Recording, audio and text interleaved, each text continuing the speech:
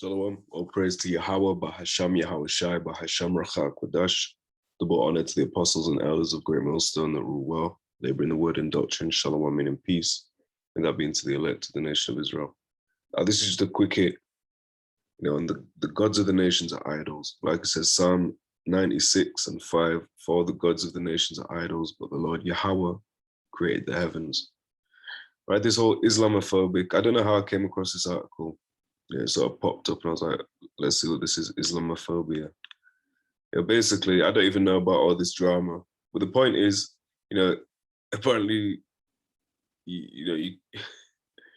anyway, what did it say?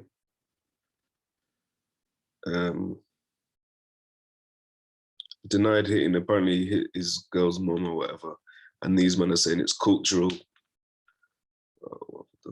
These men are saying it's cultural. Well, let's see if it's Islamophobia, which would mean a fear of Islam. Now, look, this is a verse from the Quran. Now, this is not the truth. This isn't something you should really be getting into, but it's just to show, this is, if you're going to say that, this is what it says in their book, man. So this is from the Quran 4:34, different translations here. So I'm just going to read this in full, and then I'll pick out different translations of the key part.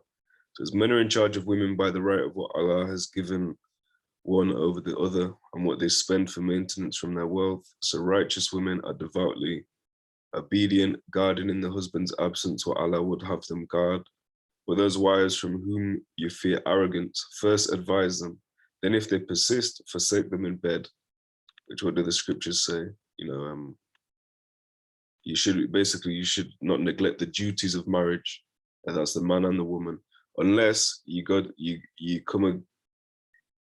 depart from one another for a short amount of time for prayer and fasting, paraphrasing. Anyway, it says, forsake them in bed and finally strike them. So is it cultural? Or is it part of the religion? If you did, you're allowed to strike your woman according to certain outlines in the Quran. It says, but if they obey you once more, seek no means against them. Indeed, Allah is ever exalted and grand. Now, so it says here, it says, scourge them or scourge them. It says, beat them lightly. Beat them. So is this Islamophobia, or is this what these fake religions do teach? Beat them, beat them. It says lightly if it's useful, beat them lightly if it's useful, so on and so forth. Now the scripture didn't say anything about that, man.